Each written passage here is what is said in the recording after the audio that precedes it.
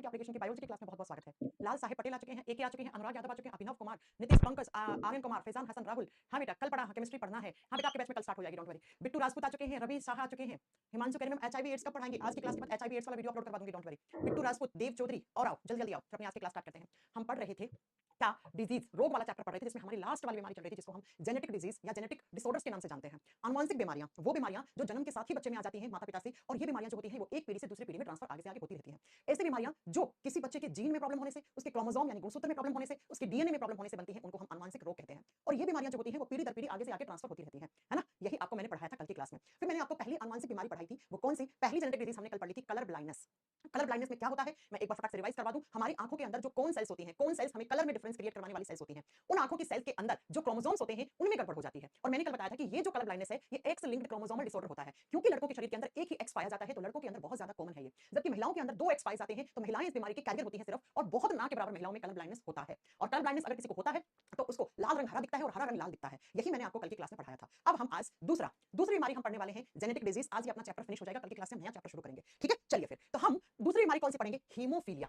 Haemophilia भी एक genetic disease होती है, ये भी एक आनुवंशिक रोग है बच्चों। अब आनुवंशिक रोग क्या होते हैं बार बार नहीं बताऊंगी, ठीक है? तो एग्जाम में आए कि क्या हीमोफीलिया एक आनुवंशिक विकार, आनुवंशिक रोग है, तो आप क्या बताओगे? यस, बिल्कुल होता है, एक आनुवंशिक रोग होता है। अब इस हीमोफीलिया में होता क्या है, पहले सुनो ध्यान से। ये हीमोफीलिया भी एक्स लिंक्ड क्रोमोसोमल डिसऑर्डर होता है। एक्स लिंक्ड क्रोमोसोमल डिसऑर्डर का मतलब मैंने कल की क्लास में समझाया था। क्या समझाया था? कि एक्स लिंक्ड क्रोमोसोमल डिजीज या डिसऑर्डर है। इसमें क्या होता है, यानी कि मैम इसमें भी एक्स क्रोमोसोम जो होता है उसमें गड़बड़ हो जाती है। तो लिखो एक्स गुणसूत्र सहलगनता डिजीज है, एक्स गुणसूत्र सहलगनता रोग है बच्चों। यानी कि मैम ये बीमारी का भी ताल्लुक किससे रखता है? एक्स क्रोमोसोम से रखता है। इसका मतलब मैम फिर से आप यही बताओगी कि जो लड़के लोग होते हैं, कल की क्लास में पढ़ाया था मैंने, मेल बॉडी में जो क्रोमोसोम्स होते हैं वो 44 प्लस एक्स वाई ये होते हैं, जबकि किसी महिला के, फीमेल के जो क्रोमोसोम्स होते हैं वो 44 प्लस एक्स होते हैं। तो इसका मतलब मैम आप ये कहना चाह रही हैं कि महिलाएं सिर्फ इस बीमारी की कैरियर होती हैं। जी हाँ, जो महिलाएं होती हैं, फीमेल्स होती हैं, वो इस बीमारी की सिर्फ कैरियर होती हैं। कैरियर का मतलब वाहक होती हैं, वो इस बीमारी को एक पीढ़ी से दूसरी पीढ़ी में ट्रांसफर करने का काम करती हैं। लेकिन ये बीमारी ज्यादातर किसमें पाई जाती है? तो ज्यादातर आप बताओगे बेटा ये लड़कों के अंदर पाई जाती है। क्यों? उसका कारण मैंने लिखा है, ये भी एक्स लिंक्ड क्रोमोसोमल डिसऑर्डर है, क्योंकि लड़कों के शरीर के अंदर एक ही एक्स पाया जाता है। तो अगर इस एक्स पे हीमोफीलिया बीमारी वाले आप किसी भी तरीके से कोई म्यूटेशन वाली प्रॉब्लम आई है तो उस लड़के के अंदर हीमोफीलिया हो जाएगा। तो एग्जाम में कैसे क्वेश्चन आता है, सुनो। एग्जाम में क्वेश्चन आता है कि हीमोफीलिया कौन सी गुणसूत्र से संबंधित रोग है, तो आप क्या करके आओगे? एक्स गुणसूत्र से। आपसे पूछेगा हीमोफीलिया बीमारी के कैरियर कौन होता है, तो कोई भी फीमेल, कोई भी महिला, वो उसकी कैरियर होती है। जबकि ज्यादातर बीमारी किसमें पाया जाता है? मेल बॉडी में पाया जाता है। इसी बीमारी का दूसरा नाम होता है रॉयल डिजीज। बेटा इसको कहा जाता है शाही बीमारी, क्योंकि कहा जाता है कि ये रॉयल फैमिली में सबसे पहले खोजी गई थी। और रॉयल फैमिली किसकी थी? क्वीन विक्टोरिया, महारानी विक्टोरिया की फैमिली में इस बीमारी के बारे में सबसे पहले पता लगा था। जो क्वीन विक्टोरिया की जनरेशन है, महारानी विक्टोरिया की जो एक पीढ़ी है, उस पीढ़ी के अंदर हीमोफीलिया बीमारी सबसे पहले पाई गई है, ठीक है? इसीलिए क्योंकि उनकी फैमिली रॉयल फैमिली है, तो इस बीमारी का नाम हमने क्या दे दिया? इस बीमारी का नाम हमने रॉयल फैमिली दे दिया। अब प्यारे बच्चों, इस बीमारी में होता क्या है वो ध्यान से सुनो। इस बीमारी में होता क्या है वो सुनिए बच्चों। हाँ, आपसे पूछेगा कि क्वीन विक्टोरिया की फैमिली में कौन से आनुवंशिक बीमारी की खोज हुई, आपका आंसर होगा हीमोफीलिया। आपसे पूछेगा किस बीमारी को शाही बीमारी, या आपसे पूछेगा रॉयल डिजीज किसको कहते हैं, तो वो हीमोफीलिया को ही कहते हैं। अब मैम इस बीमारी के लक्षण क्या है, होता क्या है इस बीमारी में? बच्चों जब भी हमारे शरीर के अंदर किसी भी तरीके की चोट लगती है, तो चोट लगने के बाद हमारे खून बाहर निकलता है, ब्लीडिंग होती है। थोड़ी देर के बाद आप देखते हो कि हमारा जो खून होता है, वो खून जो निकल रहा था बाहर वो बंद हो जाता है, ब्लीडिंग रुक जाती है। क्यों? क्योंकि जिस हिस्से पे चोट लगी थी, जहां से खून निकल रहा था, उस हिस्से पे ब्लड का क्लोट बन जाता है, रक्त का थक्का जम जाता है, इसलिए वहां पर ब्लीडिंग होती है, वो रुक जाती है। अब ये ब्लड का क्लोट कैसे जमता है? तो बच्चों कुछ क्लोटिंग फैक्टर होते हैं। क्या होते हैं? आप क्या बताओगे? क्लोटिंग फैक्टर पाए जाते हैं। हिंदी में लिखोगे रक्त का थक्का जमाने वाले कारक पाए जाते हैं। हमारे शरीर में रक्त का थक्का जमाने वाले कारक पाए जाते हैं बच्चों। जैसे कौन कौन से क्लोटिंग फैक्टर होते हैं? एक होता है फैक्टर 8, एक होता है फैक्टर 9। कौन कौन सा? एक होता है बच्चों फैक्टर 8 और एक होता है फैक्टर 9। ये दोनों क्लोटिंग फैक्टर माने जाते हैं। और ऐसा कहा जाता है कि जिस भी इंसान के शरीर में ये फैक्टर 8 और फैक्टर 9, जिनको हम क्लोटिंग फैक्टर कहते हैं, अगर ये सही से बने हैं, ये जब बन रहे थे तो किसी प्रकार के क्रोमोसोम गुणसूत्र में कोई दिक्कत नहीं हुई, तो ऐसे इंसान को कभी भी हीमोफीलिया नहीं हो सकता। इसका मतलब ऐसे इंसान के शरीर के अंदर बड़े आराम से ब्लड का क्लोट बन जाता है, रक्त का थक्का जम जाता है। लेकिन सुनो बच्चों कि जो लोग हीमोफीलिया वाले होते हैं, उन लोगों के अंदर ये क्लोटिंग फैक्टर नहीं बन पाते हैं बच्चों। क्या होता है कि जिन लोगों को हीमोफीलिया नाम की बीमारी होती है, उन लोगों में ये जो क्लोटिंग फैक्टर होते हैं ना, ये नहीं बन पाते हैं। और आप समझ गए होंगे कि अगर क्लोटिंग फैक्टर नहीं बनेंगे तो क्या नहीं बनेगा? ब्लड का क्लोट नहीं बनेगा, रक्त का थक्का नहीं बनेगा। तो अगर ऐसे लोगों को थोड़ी सी चोट लगी तो बहुत सारा खून बाहर निकलेगा, ब्लीडिंग होती रहेगी, रक्त का थक्का जमेगा नहीं और इंसान की डेथ तक हो सकती है। और एक बात याद रखना, हमारे शरीर के अंदर खून को पतला होने से बचाते हैं ये क्लोटिंग फैक्टर। बेसिकली मैं आपको एक लाइन में समझाऊं आम भाषा में, तो खून को गाढ़ा रखते हैं ये। अगर आप सोचिए खून पतला हो जाएगा तो वो नसों से बाहर निकल जाएगा, आपको खून की उल्टी हो जाएगी, नाक से खून बहना शुरू हो जाएगा, आपका लूज मोशंस में खून आना शुरू हो जाएगा। समझ रहे हो आप खून पतला होने से क्या हो जाता है? तो ये हमारे खून को गाढ़ा रखते हैं, और जब कभी भी हमें चोट लगती है तो वो जो ब्लीडिंग होती है, उस ब्लीडिंग को रोकने का काम करते हैं कौन? ये फैक्टर 8 और फैक्टर 9। अब अगर किसी इंसान के शरीर में जन्म से ही, जन्मजात ही ये फैक्टर नहीं बन पाते हैं, तो बच्चों उस इंसान को क्या हो जाता है? उसे हीमोफीलिया नाम की बीमारी हो जाती है। और हीमोफीलिया के लक्षण क्या है? क्या हो जाएगा मैम इस बीमारी में? तो सिंपल सी बात है, इसके सिम्टम्स की बात करोगे तो खून जो है वो पतला हो जाता है, खून बहुत ज्यादा पतला हो जाता है, नाक से खून निकलना शुरू हो जाता है, उल्टी दस्त खून के लगने शुरू हो जाते हैं तो बच्चों लिखना, इसमें जो ब्लड होता है ना, हमारा खून होता है, वो थिन हो जाता है, खून बहुत पतला हो जाता है, जिसकी वजह से इंसान को खून की उल्टी हो सकती है, नाक से खून बह सकता है, खून बहुत पतला हो जाता है। और दूसरा, अगर ऐसे इंसान को कभी भी चोट लगेगी तो उसकी ब्लीडिंग रुकेगी नहीं, उसके खून का बहाव रुकेगा नहीं। तो लिख दो, ब्लीडिंग नहीं रुकती है, क्योंकि क्लॉटिंग फैक्टर नहीं है। ब्लीडिंग का मतलब होता है रक्त का बहाव नहीं रुकता है। ऐसे लोगों को थोड़ी सी चोट लगती है तो बहुत सारा खून निकल जाता है, तो इन्हें बहुत ध्यान से रहना पड़ता है। अब बच्चों थोड़ा सा डिटेल में जाओगे तो कहा जाता है अगर फैक्टर 8 नहीं बना है तो हीमोफीलिया ए हो जाता है। अगर किसी के शरीर के अंदर फैक्टर 9 नहीं बना है तो हीमोफीलिया बी हो जाता है। तो ये कुछ हीमोफीलिया वाली बीमारियां होती हैं। और शायद आपने करंट अफेयर में पढ़ा होगा कि हर साल हम 17 अप्रैल को हीमोफीलिया डे मनाते हैं, हीमोफीलिया दिवस मनाया जाता है। और इस दिन हम सभी लोगों को जागरूक करते हैं कि हीमोफीलिया नाम की बीमारी क्या होती है, अगर किसी को है तो उसे कैसे बच के रहना है और उसको क्या ट्रीटमेंट देना चाहिए। तो 17 अप्रैल को हम हीमोफीलिया डे मनाते हैं।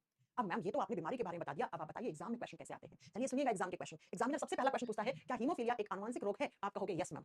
हीमोफीलिया में कौन से गुणसूत्र में प्रॉब्लम हो जाती है? एक्स क्रोमोसोम में। क्योंकि लड़कों के अंदर एक ही एक्स क्रोमोसोम है, इसका मतलब मैम लड़कों के अंदर ये बीमारी ज्यादातर देखी जाती है, जबकि महिलाएं इस बीमारी की ओनली कैरियर होती हैं, वाहक होती हैं। यानी कि लड़कियों के शरीर में हीमोफीलिया वाला क्रोमोसोम होगा लेकिन उसके अंदर लक्षण नहीं आएंगे, लक्षण नहीं आएंगे, बिकॉज लड़कियों में तो 2 एक्स है। अगर एक एक्स पे आ भी गया हीमोफीलिया वाला जीन तो क्या प्रॉब्लम है, दूसरा तो है और वो दूसरा उसको दबा देगा जिस पर हीमोफीलिया जीन होंगे। लेकिन लड़कों में ऐसा नहीं हो सकता है। लड़कों में क्यों नहीं हो सकता? क्योंकि लड़कों के पास बेचारों के पास एक ही क्रोमोसोम है एक्स, राइट। आपसे पूछेगा एग्जाम में किस बीमारी को शाही बीमारी या रॉयल डिजीज कहते हैं, तो आप बताओगे आनुवंशिक बीमारी जिसका नाम है हीमोफीलिया। हीमोफीलिया दिवस कब मनाया जाता है? 17 अप्रैल को। आपसे पूछेगा उस बीमारी का नाम बताओ जिसमें क्लॉटिंग फैक्टर, इसमें रक्त का थक्का जमाने वाले कारक जन्म से ही नहीं बनते हैं, उसका आंसर होगा हीमोफीलिया। कौन कौन से फैक्टर होते हैं? Factor 8 and factor 9। अगर फैक्टर 8 की कमी होती है तो हीमोफीलिया ए होता है, फैक्टर 9 की कमी होती है तो हीमोफीलिया बी होता है। ऐसे लोगों में क्या हो जाता है? इनका खून पतला हो जाता है, इतना पतला हो जाता है कि इनके नाक से बैठे बैठे खून निकल सकता है, इनके दस्त में इनके उल्टी खून की हो सकती है, इनको थोड़ी सी चोट लगेगी तो बहुत सारी ब्लीडिंग हो जाती है और इनका ब्लीडिंग रुकता नहीं है, इनके रक्त का बहाव रुकता नहीं है। तो इस बीमारी को हम हीमोफीलिया डिजीज कहते हैं। ठीक है, इस बीमारी को हीमोफीलिया, अच्छा मैंने ये 13 कर दिया क्या? सॉरी, फैक्टर 8 एंड फैक्टर 9 की कमी हो जाती है। मैम इसका पैथोजन क्या है? सौरभ बेटा तुम क्लास में दिमाग के साथ बैठा करो, तुम कितने क्या इसका पैथोजन क्या है? अरे भाई सौरभ, जेनेटिक डिजीजेस का पैथोजन नहीं होता है। कितनी बार बताऊं, ये बीमारियां तो बाई बर्थ आती हैं, बाई बर्थ आती है, उनका कोई पैथोजन हो सकता है क्या? तुम क्या दिमाग बिल्कुल एकदम पड़ोसी को देके आए हो क्या अपना? है 50 बार रिपीट कर दिया मैम ने। चलिए, तो ये होता है हीमोफीलिया। तो दूसरा अनुवांशिक रोग, पहला कौन सा था? Colour blindness. अभी तक जो मैंने दोनों पढ़ाए हैं वो लड़कों में ज्यादातर पाए जाते हैं, हीमोफीलिया एंड कलर ब्लाइंडनेस। चलिए अब हम तीसरा पढ़ते हैं। ठीक है, अब तीसरी बीमारी पढ़ते हैं जिसको हम कहते हैं सिकल सेल अनीमिया। तीसरा जेनेटिक डिजीज, तीसरा अनुवांशिक विकार। आज अपना चैप्टर फिनिश है, बस ये 4-5 बीमारियां बची हैं, बहुत बीमारियां पढ़ ली हमने भैया। इससे बाहर कोई क्वेश्चन नहीं आएगा एग्जाम में, जो मैम पढ़ा रही है उससे ज्यादा। और क्या लिख दिया मैंने? Sickle cell anaemia. तीसरी बीमारी लिखनी है सिकल सेल अनीमिया। बच्चों आपने मेरे मुंह से बहुत बार सुना होगा अनीमिया का मतलब होता है खून की कमी। जी हाँ मैम, हमने बहुत बार सुना है। इसका मतलब मैम हमें नाम से ही क्लियर है कि इस बीमारी में क्या हो जाता है। सिकल सेल अनीमिया जिसको होता है उसके शरीर के अंदर खून की कमी हो जाती है। बहुत अच्छी बात है, आपने समझ लिया। अब ये खून की कमी होती कैसे है, बस वो समझने की कोशिश करो। सिकल सेल अनीमिया, ठीक है, ये भी एक जेनेटिक डिजीज होता है, ये भी एक आनुवंशिक विकार है। और आनुवंशिक विकार क्या होते हैं? जो बाई बर्थ आते हैं, जो एक पीढ़ी से दूसरी पीढ़ी में ट्रांसफर होते हैं। अब बच्चों इसमें होता क्या है? खून होता है हम लोगों में, बहुत ध्यान से समझना। हम सब लोगों में खून होता है और खून के अंदर मैम ने कल ही बताया था हमारे खून की मेन सेल्स, मुख्य कोशिकाएं कौन सी होती हैं? लाल रक्त कोशिकाएं, रेड ब्लड सेल्स, आरबीसी होती हैं। जी हाँ मैम। जब हम इन आरबीसी के शेप की बात करते हैं, ये आरबीसी का आकार कैसा दिखता है? तो बेटा इनका आकार दिखता है अंडे के आकार की जैसी होती है। ये ओवल शेप की होती है, अंडा आकार की होती है। नॉर्मल इंसानों में ये ओवल आकार की होती है, अंडे की जैसी होती है। ठीक है, लेकिन जिस इंसान को सिकल सेल एनीमिया होता है उस इंसान में आरबीसी का शेप चेंज हो जाता है। क्या हो जाता है? Shape of RBC is changed. Hindi में क्या लिखोगे? इस बीमारी में आरबीसी यानी लाल रक्त कोशिकाओं का आकार बदल जाता है। आरबीसी का आकार बदल जाता है। कैसा हो जाता है? आधे चांद के जैसा। होना चाहिए था अंडे के जैसा, लेकिन हो जाता है ऐसे आधे चांद के जैसा। इसे कहते हैं हाफ मून शेप्ड आरबीसी, यानी कि आधे चांद के जैसा आरबीसी का आकार हो गया, या सिकल के जैसा। या हम लिख सकते हैं कि आरबीसी का आकार कैसा हो जाता है? सिकल के जैसा, सिकल शेप्ड आरबीसी हो जाती है। अब मैम ये सिकल का मतलब क्या होता है? बेटा सिकल का मतलब होता है कि हसिया। हसिया समझते हो आप? जिससे हम घास वास काटते हैं उसको हसिया बोलते हैं। और कुछ ऐसा ही होता है हसिया आगे से, है ना? क्या? फिर से सुनो कि इस बीमारी में जो हमारे खून के अंदर आरबीसी होती है, जो लाल रक्त कोशिकाएं होती हैं, वो हमारे खून की मुख्य कोशिकाएं होती हैं। आरबीसी का आकार अंडे के आकार का जैसा होना चाहिए, ओवल शेप में होना चाहिए। लेकिन सिकल सेल अनीमिया में आरबीसी का आकार बदल जाता है, जन्म से ही बदल जाता है। और वो आकार कैसा हो जाता है? या तो वो आधे चंद्रमा के जैसा, आधे चांद के जैसा हो जाता है, या हम लिखते हैं कि आरबीसी का आकार बदलकर सिकल शेप हो जाता है, हसिया आकार का हो जाता है। बेटा अब आप मुझे बताओ कि अगर मैं आपसे पूछूं आरबीसी का काम क्या होता है? हमेशा बोलना आरबीसी का काम होता है ऑक्सीजन को ट्रांसपोर्ट करना। आरबीसी का काम क्या होता है? ऑक्सीजन को ट्रांसपोर्ट करना। मैम कैसे करती है आरबीसी ऑक्सीजन को ट्रांसपोर्ट? आरबीसी के पास होता है हीमोग्लोबिन, एचबी। एचबी का फुल फॉर्म होता है हीमोग्लोबिन। आप सब जानते हैं हमारे खून का लाल रंग हीमोग्लोबिन के कारण होता है। तो आरबीसी जो है वो खून में है, और खून में है तो लाल रंग की है, तो आरबीसी के पास क्या होगा? आप बताओगे हीमोग्लोबिन होगा। आरबीसी या हीमोग्लोबिन का काम होता है हमारे शरीर के प्रत्येक कोशिका, प्रत्येक उत्तक, प्रत्येक अंग के पास क्या पहुंचाना? ऑक्सीजन गैस को पहुंचाना। अब ध्यान से सुनो, क्योंकि इस बीमारी के अंदर आरबीसी का आकार बदल गया है, तो बेटा जो सरफेस एरिया होता है वो कम हो जाता है। इसका मतलब मैम इस आरबीसी के अंदर क्या होगा? हीमोग्लोबिन होगा। और ये हीमोग्लोबिन जो है वो किसको लेकर जाता है? ऑक्सीजन को पहुंचाता है हमारी कोशिकाओं तक। तो ये हीमोग्लोबिन अब ढंग से ऑक्सीजन को ट्रांसपोर्ट नहीं कर पाएगा। अरे मेरी बात समझ में आ रहा है? क्या मैंने कहा आरबीसी का आकार देखो, इसमें आकार छोटा हो जाता है, आरबीसी का चपटा हो जाता है, तो आरबीसी के पास जो हीमोग्लोबिन होता है वो ढंग से बॉडी में ऑक्सीजन ट्रांसपोर्ट नहीं कर पाता है। तो ऐसे लोगों में लक्षण क्या दिखेंगे? इन बच्चों के अंदर, छोटे बच्चों में इस बीमारी का पता लग जाता है, इन बच्चों के अंदर खून की कमी मिलेगी, क्योंकि भैया आरबीसी की कमी तो खून की कमी, अनीमिया का मतलब होता है खून की कमी, तो इन बच्चों के अंदर खून की कमी जन्मजात पाई जाती है और जिंदगी भर खून की कमी रहती है इनके अंदर। आपने कभी न्यूज़पेपर में पढ़ा होगा कि फलाना जगह सिकिल सेल अनीमिया बच्चों के लिए ब्लड डोनेशन का कैंप लगा है, तो जितने लोग होते हैं वो लोग आइए और प्लीज ऐसे लोगों को खून दीजिए। तो इन बच्चों के अंदर जन्म से ही खून की कमी रहती है, थकान रहती है, पतले दुबले रहते हैं, ठीक है, और इनके बॉडी में क्योंकि आरबीसी की कमी है तो ऑक्सीजन की भी कमी रहती है, और अगर थोड़ी बहुत ज्यादा ऑक्सीजन की कमी होती है तो ये बच्चे बेहोश होने लग जाते हैं, तो फिर उनको तुरंत डॉक्टर खून चढ़ाता है। आई मेरी बात समझ में? आई मेरी बात समझ में? बच्चा ऐसा होता क्यों है? क्यों? क्योंकि इस बच्चे के क्रोमोसोम में गड़बड़ हो जाती है। ये लड़का लड़की दोनों में बराबर हो सकता है बेटा, ये लड़के में भी बराबर है, 50-50% रेशियो है यहाँ पर, बिकॉज इसमें ऑटोसोम क्रोमोसोम में प्रॉब्लम होती है। एक बात याद रखना, ये बीमारी जो है वो ऑटोसोमल क्रोमोसोमल में गड़बड़ होने से होती है। अब आप कहोगे मैम ऑटोसोमल क्रोमोसोम्स क्या होते हैं? तो याद करो मैंने बताया था कि बच्चों वो क्रोमोसोम्स जो लड़का और लड़की के एक जैसे होते हैं, जो बराबर होते हैं, एक जैसे होते हैं, एक जैसा काम करते हैं, उनमें गड़बड़ होने से होता है सिकिल सेल एनीमिया। इसका मतलब मैम यहाँ पर तो कोई भेदभाव नहीं है, लड़का लड़की दोनों में होगा बेटा। आई मेरी बात समझ में? अब ऐसा होता क्यों है? खैर इतना डिटेल में आपको नहीं पढ़ना है, लेकिन आपको कारण जानना है तो मैं बता देती हूँ कि हीमोग्लोबिन जो होता है वो एक प्रोटीन होता है। प्रोटीन्स अमीनो एसिड के बने होते हैं। एक प्रोटीन को बनने के लिए 20 अमीनो एसिड की जरूरत होती है। आगे सब कुछ मैं आपको पढ़ाऊंगी। तो ये जो हीमोग्लोबिन के अंदर प्रोटीन होते हैं ना, इनके अंदर जो अमीनो एसिड्स होते हैं ना, उनकी पोजीशन चेंज हो जाती है, उनके अंदर पोजीशन चेंज हो जाती है। खैर छोड़ो, आपको इतना डिटेल में नहीं पढ़ना है, बस आपको इतनी बात याद रखनी है कि सिकिल सेल अनीमिया में होता क्या है। एग्जाम में कैसे क्वेश्चन आते हैं, क्या सिकिल सेल अनीमिया एक आनुवंशिक रोग है? आप कहोगे यस। आपसे पूछेगा उस बीमारी का नाम बताओ जिसमें आरबीसी का आकार बदल जाता है, आरबीसी का शेप बदल जाता है बेटा। तो आरबीसी का शेप किसमें बदलता है? सिकिल सेल अनीमिया में। आरबीसी होती कैसी है? अंडे की जैसी, अंडा देखा है ना, ओवल शेप में, लेकिन इन लोगों की जो आरबीसी है वो हाफ मून शेप की हो जाती है, आधी चांद की जैसी हो जाती है, या सिकिल शेप्ड हो जाती है। सिकिल शेप का मतलब होता है हसिया के आकार की हो जाती है, आरबीसी चपटी हो जाती है, छोटी हो जाती है। इसलिए ऐसे लोगों के अंदर अनीमिया यानी खून की कमी रहती है, जन्म से ही रहती है, और डेथ तक इनमें कमी हमेशा रहती है। इन लोगों को जिंदा रखने के लिए बाहर से खून चढ़ाना जरूरी होता है, तभी वो जिंदा रहते हैं, है ना। और आप बताओगे कि इन बच्चों के अंदर खून की कमी रहती है तो ऑक्सीजन की भी कमी है। क्यों? क्योंकि आरबीसी के पास हीमोग्लोबिन है, हीमोग्लोबिन का काम होता है ऑक्सीजन पहुंचाना। अब जब आरबीसी का आकार चेंज हो गया है तो हीमोग्लोबिन ढंग से यहां से ऑक्सीजन नहीं ट्रांसपोर्ट कर पाता है सेल्स के पास, जिसकी वजह से क्या हो जाता है, इन बच्चों को चक्कर आते हैं, फिर तुरंत हॉस्पिटल से इनको खून चढ़ाया जाता है। और इसीलिए हर जगह, हर शहर के अंदर महीने में 1 से 2 बार सिकिल सेल अनीमिया वाले बच्चों के लिए ब्लड डोनेशन कैंप लगाया जाता है कि अगर आप किसी की मदद करना चाहते हैं खून देकर, क्योंकि बहुत बड़ा पुण्य का काम होता है, बहुत ज्यादा इसमें ब्लेसिंग्स मिलती हैं आपको, तो आप भी कभी आपको मौका मिले तो आप जरूर खून डोनेट कीजिएगा, क्योंकि आपके खून से किसी की जान बच जाती है। ठीक है बच्चों, तो याद रखना ये लड़का लड़की दोनों में बराबर है परसेंटेज, इसमें यहाँ पर कोई भी भेदभाव नहीं है ना, समझ गए ना। ऑटोसोमल क्रोमोसोमल में गड़बड़ होने से होती है ये बीमारी, ये याद रखिएगा। ठीक है बच्चों। ओके, साहिल कह रहे लाइव क्लास नहीं हो रहा है, तो फिर कैसी क्लास हो रही है साहिल कुमार? हाँ ठीक है, क्या मेरी बात क्लियर है? तो हमने तीसरी बीमारी सिकिल सेल एनीमिया पढ़ लिया, इससे पहले हीमोफीलिया पढ़ा, अब चौथा अनुवांशिक रोग लिखो जिसको हम बोलते हैं थैलेसीमिया। फोर्थ नंबर पे आती है, उसको बोलते हैं थैलेसीमिया। इस बीमारी के बारे में भी आपने कभी ना कभी सुना होगा बच्चों, है ना। रेडियो एफएम पे ऐड आता है कि थैलेसीमिया वाले बच्चों के लिए ब्लड डोनेशन का कैंप लगा हुआ है, आप आइए आगे बढ़िए, ऐसे बच्चों की मदद कीजिए खून देकर। ऐसा देखा है ना, है ना। चलो सुनिए, थैलेसीमिया भी एक जेनेटिक डिजीज होती है, ये भी एक आनुवंशिक विकार होता है बच्चों। सबसे पहला काम है, जितनी मैं आज आपको आनुवंशिक बीमारियां पढ़ा रही हूं ना, इनके नाम याद करने हैं आपको, क्योंकि एग्जामिनर पूछता है 4 ऑप्शन देके इनमें से कौन सी बीमारी है जो जेनेटिक डिसऑर्डर है, तो आपको सबसे पहले नाम याद करना जरूरी है। कुछ बच्चों को लगता है सिकिल सेल अनीमिया और थैलेसीमिया एक ही बीमारी है, नहीं भैया अलग अलग है, दोनों के लक्षण एक जैसे हो सकते हैं लेकिन बीमारी दोनों अलग अलग है।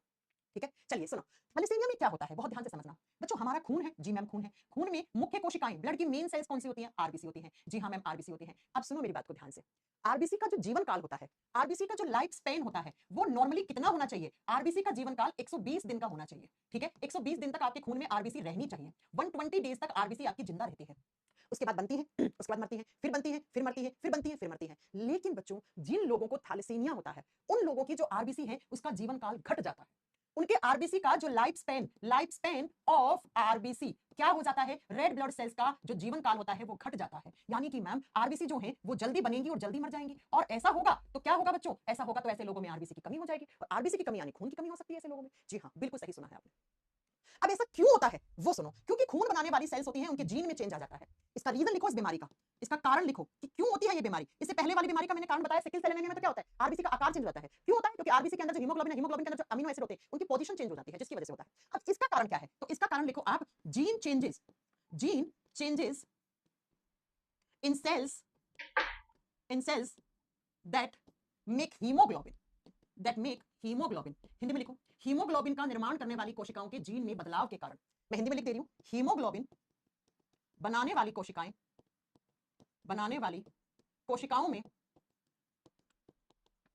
में जीन के बदलाव के कारण कौन सी बीमारी होती है? थैलेसीमिया होती है बच्चों, थैलेसीमिया होती है। अब आप कहोगे मैम इस बीमारी में क्या होता है? तो बोर्ड पे आंसर लिखा है भैया, आप सोचिए, एक आरबीसी है जिसको 120 दिन तक काम करना है, ठीक है। अब एक आरबीसी है जो सिर्फ 50-60 दिन तक काम कर पाई और मर गई। इसका मतलब हम ऐसे लोगों में आरबीसी की कमी रहेगी, ऐसे लोगों में खून की कमी रहेगी, ऐसे लोगों को भी जिंदा रखना है, ऐसे बच्चों को तो खून देके जिंदा रखना है। जी हाँ, तो इनके लक्षण सेम होते हैं सिकल सेल एनीमिया और थैलेसीमिया के, लेकिन इनके होने के कारण अलग अलग हैं, बीमारी दोनों अलग अलग है बच्चों, ये याद रखना है ना।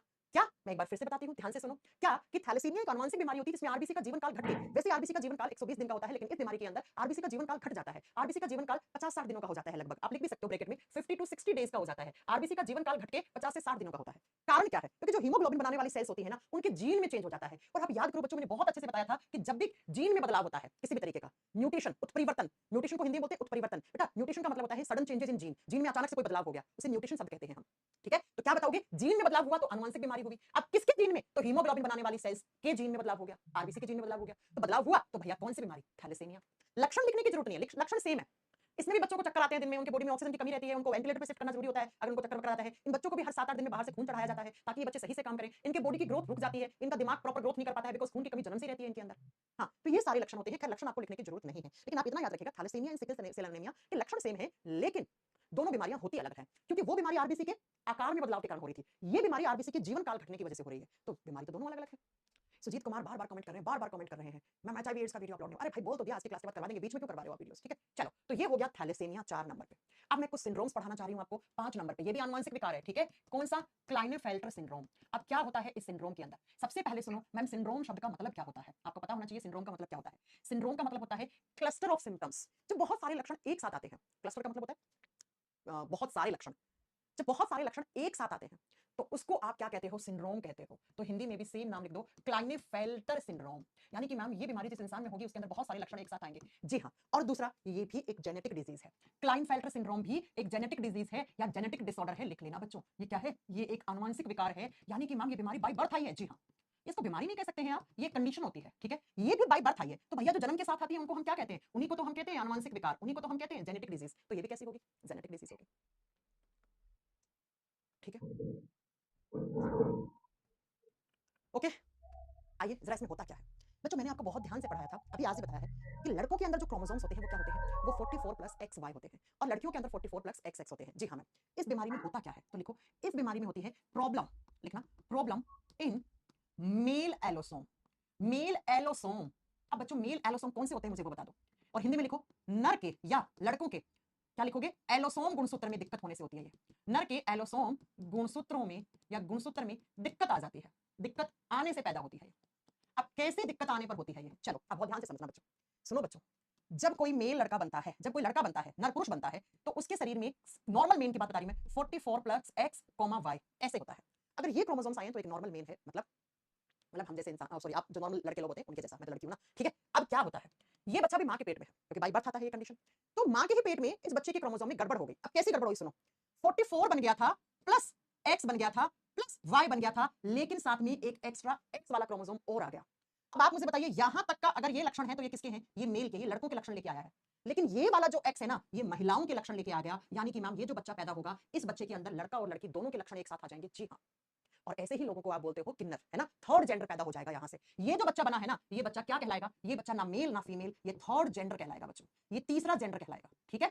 क्यों? ध्यान से सुनो, 44 प्लस XY, यहां तक एक नॉर्मल लड़का बना था ये, फिर एक X आ गया, तो ये X कौन से लक्षण लेके आया है? ये X लड़कियों वाले लक्षण लेके आया है। तो ऐसे लड़कों के अंदर दाढ़ी मूछ नहीं आ पाती है, इनके सेक्सुअल ऑर्गन्स ना मेल वाले होते हैं ना फीमेल वाले होते हैं, ठीक है। इनकी आवाज महिलाओं जैसी पतली हो सकती है, राइट। मैं क्या कहना चाह रही हूं समझ पा रहे हो ना आप, ठीक है। तो इसी बीमारी को कहा जाता है, बीमारी नहीं है, सॉरी यार मैं अपना सेंटेंस वापस लेती हूं, it is not a disease, it is a condition, ठीक है। और आपको ये जानने की जरूरत है कि नॉर्मल माता पिता से ही किन्नर बच्चे या थर्ड जेंडर बच्चे पैदा होते हैं, बिकॉज जो किन्नर होते हैं या जो आपके थर्ड जेंडर होते हैं वो थोड़ा ना बच्चा पैदा कर सकते हैं, उनके तो सेक्सुअल ऑर्गन्स डेवलप ही नहीं होते हैं, उनके अंदर तो स्पर्म और ओवा बनता ही नहीं है। तो नॉर्मल माता पिता से एक थर्ड जेंडर क्लाइनेफेल्टर सिंड्रोम वाला बच्चा पैदा हो जाता है। अब इसमें टोटल क्रोमोसोम्स कितने हो गए हैं आप काउंट करो। वैसे हमारी सेल्स में कितने क्रोमोसोम्स होते हैं? 46, लेकिन आप इसमें काउंट करो 44, 45, 46, 47 हो गए बच्चों। और जब जब क्रोमोसोम एक्स्ट्रा आता है, एक क्रोमोसोम एक्स्ट्रा आ गया, 47 हो गए, तो ये एक्स्ट्रा ही लक्षण लेके आ गया। और ये एक्स्ट्रा लक्षण किसके? लड़कियों वाले लक्षण, ठीक है, लड़कियों वाले। तो ये थर्ड जेंडर या जिनको हम किन्नर कहते हैं, ये वो वाला कंडीशन है। मैं बता रही हूं कि ऐसे बच्चे पैदा होते हैं। एग्जाम में कैसे क्वेश्चन आता है, क्लाइनेफेल्टर सिंड्रोम में कौन सा एक्स्ट्रा क्रोमोसोम आके ऐड होता है? तो क्या करोगे बेटा, एक्स नाम का क्रोमोसोम ऐड होता है। और बताइए जरा, जरा सुनिए, बताइए, आपसे पूछेगा कि टोटल नंबर ऑफ क्रोमोसोम्स कितने होते हैं क्लाइनेफेल्टर सिंड्रोम में? तो 47 क्रोमोसोम होते हैं। और आपको पता है क्या लिखा हुआ है एनसीईआरटी में? एनसीईआरटी में लिखा है कि क्लाइनेफेल्टर सिंड्रोम में ट्राइसोमी हो जाती है, ट्राइसोमी ऑफ ध्यान से सुनना, 23rd पेयर ऑफ क्रोमोसोम। इसका मतलब क्या है? बस इस लाइन को समझ लो बच्चों। मैंने कहा हम लोगों के शरीर के अंदर कितने जोड़ी क्रोमोसोम्स होने चाहिए? 23 जोड़ी। तो ये जो 23वां, देखो 44 का आधा करो 22 जोड़ी तो बिल्कुल सही है, लेकिन इस 23वीं जोड़ी की ट्राइसोमी हो गई। ट्राइसोमी का मतलब इसमें 3 गुणसूत्र हो गए, ट्राई का मतलब होते हैं 3, होने चाहिए थे 2, हो गए 3, तो इसी को कहा जाता है क्लाइनेफेल्टर सिंड्रोम। इसी को कहा जाता है क्लाइनेफेल्टर सिंड्रोम। ठीक है, तो एग्जामिनर पूछता है कि जब 23वें जोड़ी गुणसूत्र की त्रिगुणिता हो जाती है, ट्राइसोमी को बोलते हैं हिंदी में त्रिगुणिता, तो कौन सा सिंड्रोम आ जाता है बच्चों में? तो क्लाइनेफेल्टर सिंड्रोम आ जाता है। ये एग्जामिनर के क्वेश्चन। और कौन सा क्रोमोसोम आके ऐड हो जाता है? X chromosome. किसके लक्षण लाता है? लड़कियों के। यहां तक एक नॉर्मल लड़का था, एक नॉर्मल लड़के के क्रोमोसोम इतने ही होते हैं, लेकिन इसमें एक एक्स्ट्रा एक्स नाम का क्रोमोसोम आके ऐड हो गया, तो टोटल नंबर ऑफ क्रोमोसोम्स 47 हो गए। मैंने कहा था हमेशा chromosomes are always present in pair. क्या जोड़ा बन पा रहा है? 47 का जोड़ा बन पा रहा है? No ma'am. तो ये दुनिया ही बदल जाती है ऐसे लोगों की। ये सब कब हो रहा है? जब एक लड़की प्रेग्नेंट है, उसके गर्भ में बच्चा है, तब जब उसका जेंडर बन रहा है, तभी हो जाती है ये सारी चीजें।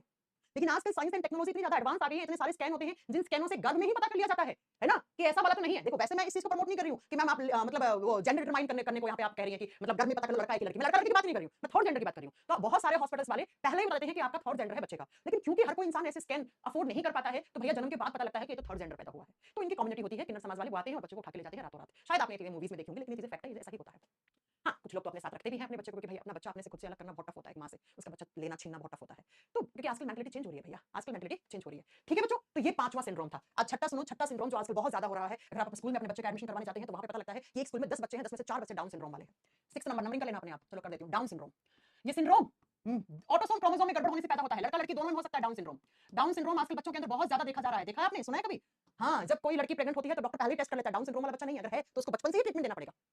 ठीक है, हाँ बेटा, थर्ड जेंडर हमसे अलग नहीं है। अगर मैं बात करूं जो किन्नर समाज की, तो बेटा देखो ना, हमारे देश में पहला थर्ड ट्रांसजेंडर आईएएस बन चुका है, आईपीएस बन चुका है, जज बन चुकी है, तो हमसे अलग कहां है ना? आई बात समझ में? चलो सुनिए, आइए। क्या कि डाउन सिंड्रोम में क्या होता है, ये क्रोमोसोम जो होता है वो ऑटोसोमल क्रोमोसोम में गड़बड़ होने से होता है। अब ऑटोसोमल क्रोमोसोम क्या किसके होते हैं? मेल और फीमेल के एक जैसे होते हैं। इसका मतलब मैम ये तो लड़का लड़की में दोनों में आ सकते हैं हमारी। जी हाँ, दोनों में आ सकती है कंडीशन। अब इसमें कौन से क्रोमोसोम में गड़बड़ होती है वो मेन है।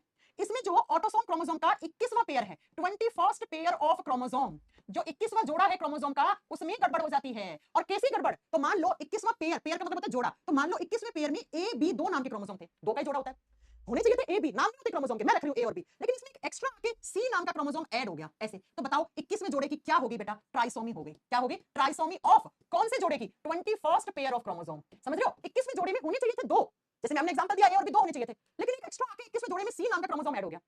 तो भैया एक्स्ट्रा लक्षण आ जाएंगे बच्चों के अंदर, और ये लक्षण अच्छे नहीं होते, घातक होते हैं। अरे क्या मैं समझा रही हूं, आपको समझ में नहीं आ रही है ना चीजें, है ना? क्या आपको समझ में आ रही है मैं क्या कहना चाह रही हूं? इसमें मैंने साफ साफ बोला था, इसमें कौन सी क्रोमोसोम में गड़बड़ हुई है? 23वें पेयर में गड़बड़ हुई है। इसमें जो आखिर वाला जो जेंडर डिसाइड करता है उसमें गड़बड़ हो गई। जबकि यहाँ पे देखो, यहाँ पे तो 22 जोड़ी तो लड़का लड़की के एक जैसे होते हैं, तो 21वें पेयर में गड़बड़ हुई। और गड़बड़ कैसी? तो 21वें पेयर में, पेयर का मतलब होता है दो, जोड़े का मतलब होता है दो, तो दो होने चाहिए थे, लेकिन एक तीसरा आके ऐड हो गया, तो हमने बोल दिया ट्राइसोमी। ट्राइसोमी का मतलब त्रिगुणिता, तीन आ गए भैया। तो इसमें टोटल नंबर ऑफ क्रोमोसोम्स तो बच्चे 47 होंगे। 47 मतलब पेयर नहीं बना। अरे भैया क्रोमोसोम 46 से ना एक कम होना चाहिए ना एक ज्यादा होना चाहिए। कम हुआ तब भी गड़बड़, ज्यादा हुआ तब भी गड़बड़। अब ऐसे बच्चों में क्या होता है डाउन सिंड्रोम वाले में? तो सुनिए जरा, होता क्या है, मैं एक फोटो दिखाती हूं, आप लक्षण ना भी लिखोगे तो चलेगा। ठीक है, हमेशा ओवर एक्साइटेड रहते हैं। 21 मार्च को हर साल डाउन सिंड्रोम के बारे में बताया जाता है। देखो इन बच्चों के लक्षण दिखाती हूँ, कुछ ऐसे लक्षण दिखते हैं आपको बच्चों के। क्या दिखेगा? आंखें जो होती हैं वो स्लैटिन हो जाती हैं, ऊपर की तरफ ऐसे आंखें ऐसे हो जाती हैं, नीचे की आंखें पतली हो जाती हैं यहाँ से। मसल्स इनका मास होता है वो पतला रह जाता है, बच्चे मतलब फिजिकली कमजोर रहते हैं। आप बताओगे गर्दन जो होती है, इस गर्दन के बीच में जो गैप होता है ना, ये गैप कम हो जाता है, ऐसे रहती है इनकी गर्दन। अगला आप बताओगे बेटा क्या कि इनकी हथेली बथेली पर भी मतलब लकीरें ज्यादा लंबी लंबी दिखती हैं। ठीक है, ऐसा करके कुछ बहुत सारे सिम्टम्स ऐसे देखने को मिलते हैं। ये बच्चे हमेशा ओवर एक्साइटेड रहते हैं।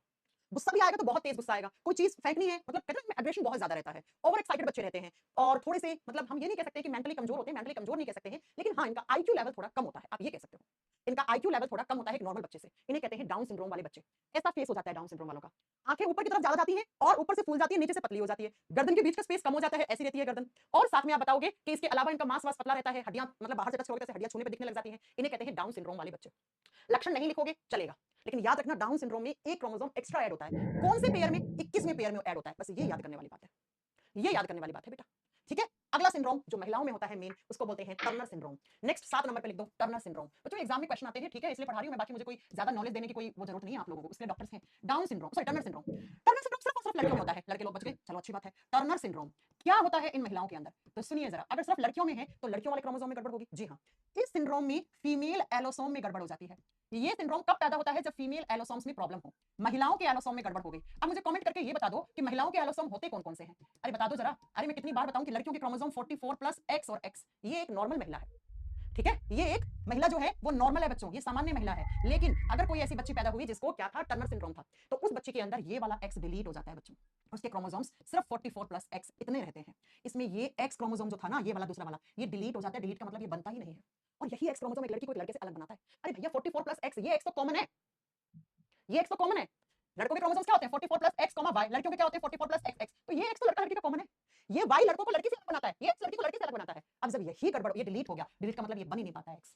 तो टोटल नंबर ऑफ क्रोमोसोम्स कितने रह गए इस लड़की के अंदर? 45 रह गए। होने कितने चाहिए थे? 46।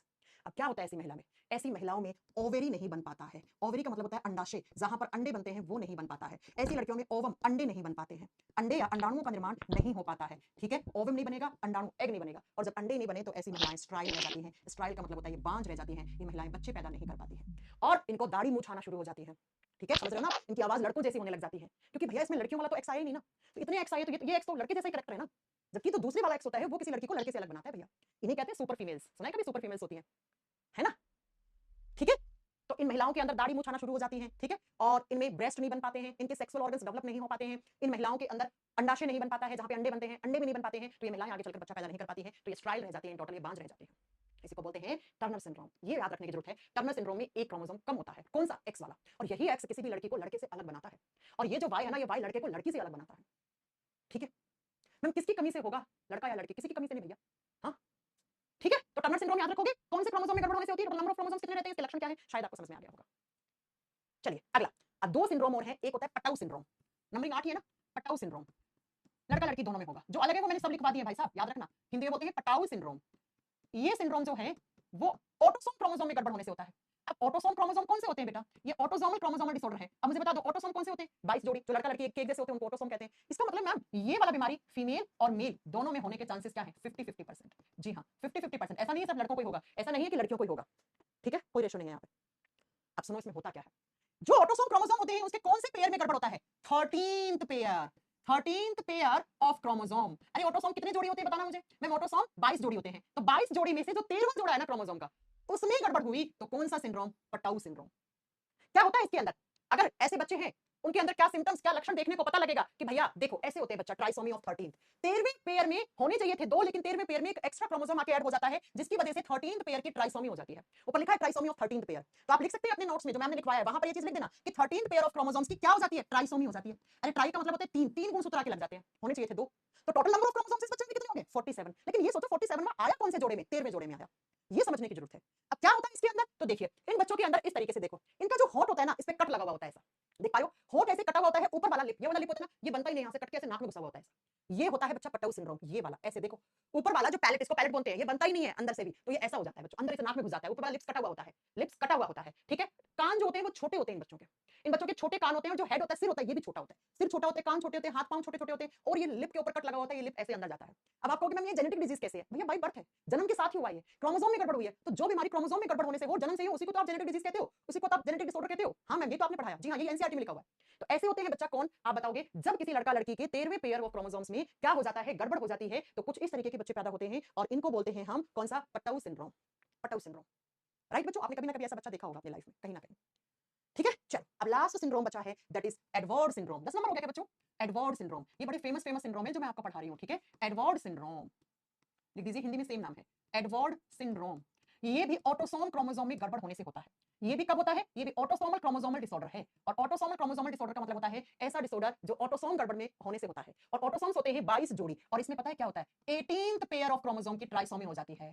18th पेयर ऑफ क्रोमोसोम, यानी कि जो गुणसूत्रों का 18वां जोड़ी है ना, देखो जब 13वें में गड़बड़ हुई तो पटाऊ सिंड्रोम, जब 18वें में गड़बड़ हुई तो एडवर्ड सिंड्रोम, ऐसे याद रखने हैं आपको। ठीक है, तो लिखिए इसमें क्या हो जाता है, गुणसूत्रों के 18वें जोड़े में ट्राइसोमी हो जाती है। ट्राइसोमी का मतलब होता है त्रिगुणिता हो जाती है। इस बच्चे के अंदर भी टोटल नंबर ऑफ क्रोमोसोम्स कितने होंगे? 47। लेकिन ये 47 नंबर का 47 नंबर वाला क्रोमोसोम कौन से जोड़ी में एक्स्ट्रा जुड़ के आया है? तो आप क्या बताओगे बेटा? 18वें पेयर में आया है जुड़ के। अब ऐसे बच्चों में क्या सिम्टम्स देखने को मिलते हैं? इन बच्चों का सर्वाइवल रेट बहुत कम होता है। ये बच्चा या तो मतलब मरा हुआ पैदा होता है, या पेट के अंदर ही मर जाता है, बिकॉज इन बच्चों का सर्वाइवल रेट बहुत कम होता है बच्चों। हाँ, ये बिल्कुल सही बात है, डॉक्टर के पास जाओगे तो डॉक्टर भी कुछ ऐसा ही बताएगा। आप देख रहे हो इसको ऑक्सीजन नली से दिया जा रहा है, इस फोटो में भी इन बच्चों का सर्वाइवल रेट बहुत कम होता है एडवर्ड सिंड्रोम में। ऊपर लिखा हुआ है ट्राइसोमी ऑफ 18th और एडवर्ड सिंड्रोम बोलते हैं। जी हाँ बच्चों, अब होता क्या है इसमें सुनो, एक फिंगर के ऊपर दूसरी फिंगर, दूसरी फिंगर के ऊपर तीसरी, चौथी, पांचवी, ऐसे ऐसे उंगलियां होती हैं, फिंगर ओवरलैप्स हो जाती हैं।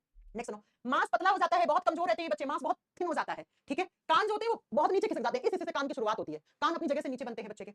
और इन बच्चों का जो हार्ट होता है, हृदय होता है, वो प्रॉपर नहीं बन पाता है। इन बच्चों के फेफड़ा भी ढंग से नहीं बन पाता है, यानी कि इनके हृदय में, हार्ट में और लंग्स में अबनॉर्मलिटीज पाई जाती है। तो ऐसा बच्चा जन्म के साथ ही या तो मरा हुआ पैदा होता है, या उसके बाद सर्वाइवल रेट इनकी बहुत कम होती है बच्चों, बहुत कम, 15 से 20% सर्वाइवल रेट होती है। क्यों? क्योंकि इन बच्चों की लंग्स और हार्ट में प्रॉब्लम रहती है जन्म से ही। ठीक है, वेट बढ़ता नहीं है, इनका वजन बढ़ता नहीं है, इनकी हाइट बढ़ती नहीं है। ऐसे बच्चा लिखा हुआ कहीं पर, हाँ स्मॉल फिजिकल साइज, देखो ना फिजिकली क्या होती है, स्मॉल रहते हैं। और देखो पांव कैसा होता है, क्लब फिट, पांव का जो पांव की थली होती है ना, वैसे साथ में लगी होती है, इसी से ऐसे लगी होती है साथ में ऐसे, यानी कि इन बच्चों में बहुत सारी अबनॉर्मलिटीज होती है। इसलिए मैंने कहा इनका सर्वाइवल रेट बहुत कम होता है बेटा, इनका सर्वाइवल रेट बहुत कम होता है। तो इसी को बोलते हैं एडवर्ड सिंड्रोम। ये कब होता है? जब 18वें गुणसूत्र की ट्राइसोमी हो जाती है, 18वें जोड़ी गुणसूत्र के अंदर 2 से तीसरा गुणसूत्र एक्स्ट्रा आ जाता है। तो जब भी कोई क्रोमोसोम कम होता है या एक्स्ट्रा आता है, तो अलग-अलग लक्षण आते हैं। अब वो हर एक पेयर ऑफ क्रोमोसोम के अलग-अलग लक्षण होते हैं बेटा। जैसे आपकी मैम ने आपको पढ़ाया, आप देख लीजिए क्या पढ़ाया कि अगर 13वें में गड़बड़ होगी तो पटाउ सिंड्रोम, उसके अलग लक्षण होंगे। अगर महिलाओं का ये वाला एक्स नहीं बना तो अलग तरीके के सिम्टम्स। अगर आपसे पूछे कि 18वें पेयर में गड़बड़ होगी तो कौन सा सिंड्रोम, तो एडवर्ड सिंड्रोम, एडवर्ड्स बोलते हैं, ठीक है, ऐसे लगा लेना। डाउन सिंड्रोम में क्या होता है तो आप बताओगे बेटा कि जो 21वां जोड़ी क्रोमोसोम है उसकी ट्राइसोमी हो जाती है, ठीक है, नंबर ऑफ क्रोमोसोम्स यहाँ पे 47 रहते हैं, और जो मेल क्रोमोसोम का जो ये एक्स आके एक्स्ट्रा लड़कियों वाला ऐड हो जाता है तब भी गड़बड़ है। तो मेरे कहने का मतलब है कि ये सारे सिंड्रोम्स कब पैदा होते हैं? ये सारे सिंड्रोम्स गुणसूत्रों में प्रॉब्लम होने से, क्रोमोसोम में प्रॉब्लम होने से होते हैं। अब वो आपको याद करना पड़ेगा कौन से क्रोमोसोम में गड़बड़ होगी तो कौन सा सिंड्रोम, और यही एग्जामिनर आपसे पूछता है बेटा, यही एग्जामिनर आपसे पूछता है, बिल्कुल, ठीक है। यस संजीत कुमार बिल्कुल पढ़ाएंगे। पॉइंट क्लियर है मेरा? यस और नो? तो ये सारे जेनेटिक डिजीजेस थी, ये सारी आनुवंशिक बीमारियां थी। मैम आप सिंड्रोम को आनुवंशिक बीमारी क्यों बोल रहे हो? बिकॉज बेटा वो क्रोमोसोम जीन में प्रॉब्लम होने से हुई है, बिकॉज बच्चा वो बर्थ बाय बर्थ हुई है, इसलिए ठीक है। इसी के साथ आज हमारा डिजीज वाला चैप्टर हमारा खत्म हो गया है। ह्यूमन डिजीज में मैंने आपको bacterial disease, virus disease, प्रोटोजोनल disease, fungal disease, genetic disease सब कुछ पढ़ा दिया गया है। कल हम नया चैप्टर स्टार्ट करेंगे। All clear? आप इस चैप्टर के क्वेश्चंस लगाइए किसी भी किताब से। अगर कोई प्रॉब्लम आती है आप मेरे से डाउट क्लास में पूछ लेना। मैं बहुत जल्दी आपके बैच में एक डाउट क्लास भी रखने वाली हूँ। ठीक है प्यारे बच्चों, ओके।